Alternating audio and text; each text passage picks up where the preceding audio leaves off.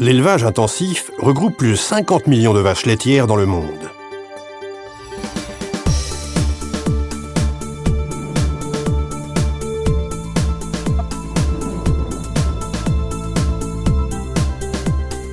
Une vache doit donner naissance à un veau pour produire du lait.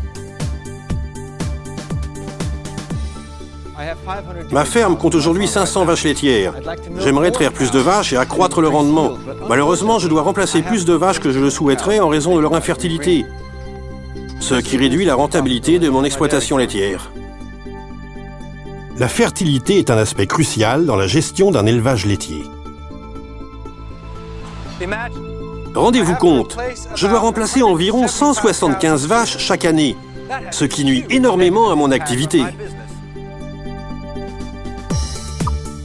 35% des 50 millions de vaches laitières sont remplacées chaque année.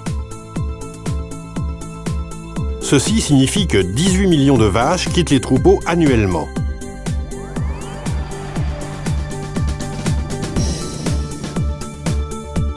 Alignées, ces vaches laitières formeraient une file de 42 750 km. Cette file ferait le tour de la Terre.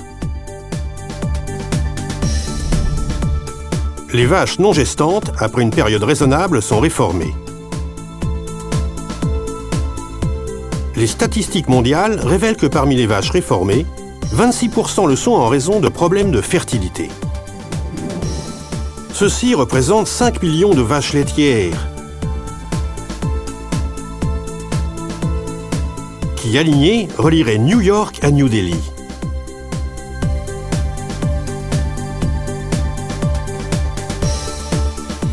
Chaque vache réformée constitue une perte financière de 500 €. Multipliez ce chiffre par 5 millions et vous obtiendrez une perte mondiale de 2,5 milliards €. Ces 5 millions de vaches laitières doivent être remplacées par 5 millions de génisses, dont chacune coûte en moyenne 1 200 €. Le coût de remplacement pour les éleveurs laitiers du monde entier s'élève donc à 6 milliards d'euros. Les problèmes de fertilité sont généralement liés à l'alimentation. Une fertilité optimale requiert par exemple du bêta-carotène. Le bêta-carotène est une vitamine favorisant la fertilité des vaches laitières. Chez l'animal, il s'accumule dans les ovaires, où il contribue à la synthèse des hormones. Les estrogènes et la progestérone sont d'importantes hormones nécessaires à l'ovulation et à la survie de l'embryon. Les tests montrent qu'une prise supplémentaire de bêta-carotène accroît le taux de conception et réduit le taux d'avortement.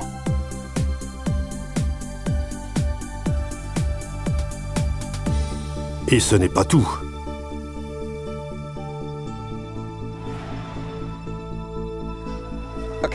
Normalement, une vache doit donner naissance à un veau chaque année.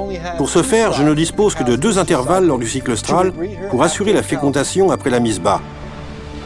Et pour chaque cycle, la fenêtre de temps optimale pour la fécondation n'est que de 12 heures. Chaque fois que je manque le moment des chaleurs, j'allonge l'intervalle de vélage de 21 jours et subis donc une perte financière supplémentaire.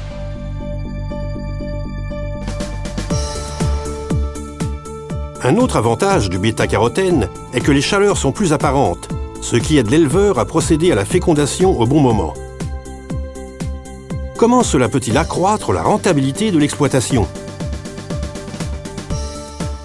Tout cycle œstral manqué allonge l'intervalle de vélage de 21 jours. En se basant sur le rendement laitier et le prix du lait, chaque fois que l'intervalle de vélage est prolongé de 24 heures, les revenus laitiers de l'éleveur baissent de 5 € par vache. 5 millions de vaches fécondées 21 jours plus tôt représenteraient un gain de 525 millions d'euros. Pour les 50 millions de vaches laitières du monde, 5,250 milliards d'euros de plus seraient obtenus.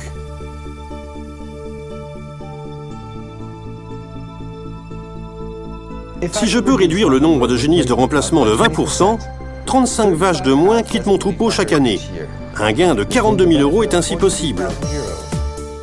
Lorsque mes vaches sont fécondées un cycle austral plus tôt, mon troupeau produit 483 kg de lait supplémentaire et mes revenus s'accroissent de 53 000 € par an. Mon gain total? Environ 95 000 €. C'est une affaire en or.